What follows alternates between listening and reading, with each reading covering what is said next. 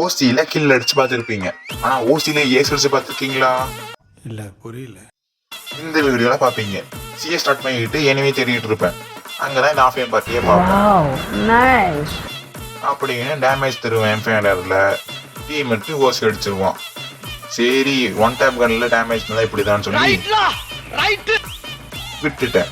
இந்த ஸ்டெப்ஸ்ல ஏறி எனிமே அடிக்கலான்னு ஸ்டெப்ஸ்ல ஏறுவேன். பார்த்தா என்னைய மாதிரியே எனிமையும் ஸ்டெப்ஸ்ல ஏறுவான். அவனுக்கு கான்டாக்ட் ட்ரை பண்ணுவேன், விழுகாது. சரி நீர கேரக்டர் போட்டா அவன் நேர கேரக்டர் போடுவான். என்னடா இதுன்னு கவர் எடுத்து நிற்பேன். பார்த்தா டீம் மட்டும் ஓசி அடிச்சிருவான்னு காமிச்சிரும். பார்த்தா இன்னொருத்தன இருப்பான், அவனுக்கு 2 அடியை போடுவேன். அதையும் இதையும் ஓசி அடிச்சிருவான்.